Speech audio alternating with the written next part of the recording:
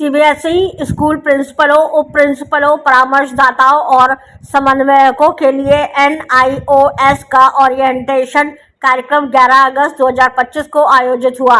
NIOS कार्यक्रमों को लेकर चर्चा हुई, जिसमें मुख्य अतिथि doctor Javed Alam Khan, CBSE city coordinator Piyush Prasad, Ratish Gupta, doctor Satyanand Yadav उपस्थित रहे। प्रमुख उद्देश्य क्या है, किन विषयों पर चर्चा?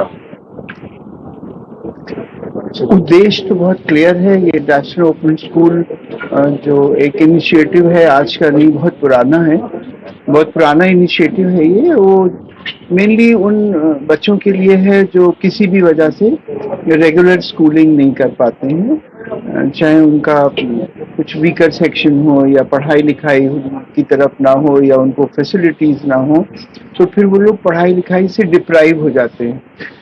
ये एक फैसिलिटी उन बच्चों के लिए है जो पढ़कर आगे बढ़ना चाहते हैं 10वीं और 12वीं का इम्तिहान देकर। इसमें उनको अच्छा अपॉर्चुनिटी मिलती है, 2 बार एग्जामिनेशन होते हैं, सब्जेक्ट डिवाइडेड होते हैं, अभी इतने पढ़ सकते हैं, उतने बाद में पढ़ सकते हैं। तो इससे बच्चों को मेरे ख्याल में इससे ज़्यादा कोई बेनिफिट और नहीं मिल सकता। सर, जो यंग जनरेशन है, पढ़ाई के लिए भी है, मिसयूज के लिए भी है। एक तो जब हमारे पास कोरोना आया, उसमें बहुत ज़्यादा इंक्लिनेशन, इनकरेजमेंट मिल गया बच्चों को, पेरेंट को भी मिल गया कि हाँ भाई तो देना ही पड़ेगा वरना बच्चे कैसे पढ़ेंगे।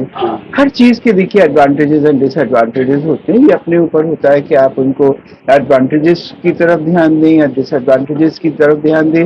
मैंने बहुत सारी कंट्रीज में विजिट किया है, मैं देखता था वहाँ पर छोटे छोटे बच्चों को भी लैपटॉप और पूरा कनेक्टिविटी होती है।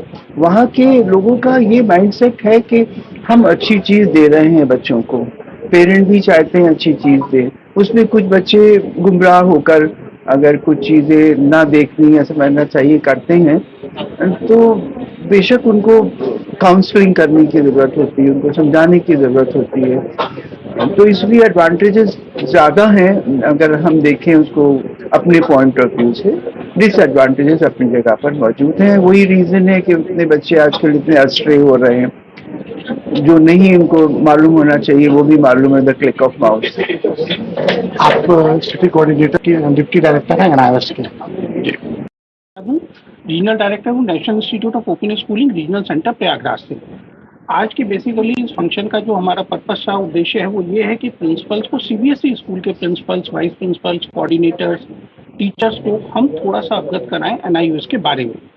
35 इयर्स एस्टेब्लिशमेंट के बावजूद भी लोगों में अवेयरनेस की अभी बहुत कमी है। ऐसा वो कोई पैरेलल सिस्टम है गवर्नमेंट का, लोग नहीं जानते हैं। तो एनआईओएस के फीचर्स क्या होंगे, फ्लेक्सिबिलिटीज क्या होंगी, जो बच्चे सर ने जैसा बताया रेगुलर स्कूलिंग नहीं कर पाते हैं।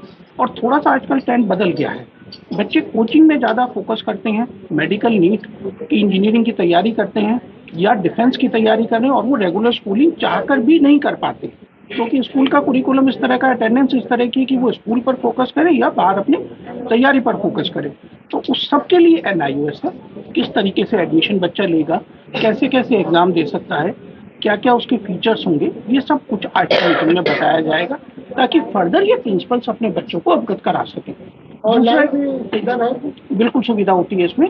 आजकल तो आप मानकर चलिए, जो भी बात उठी थी कि भाई मोबाइल फोन्स वाली, कोरोना के बाद से जो कॉन्सेप्ट निकल कर आया है वो ऑनलाइन का ही आया है। सारा प्रोसेस ऑनलाइन है, बच्चों को सिर्फ किताबें दी जाती हैं पढ़ाई के लिए, एग्जाम उनका ऑफलाइन होगा जैसे नॉर्मल बोर्ड्स के एग्जाम्स होते हैं।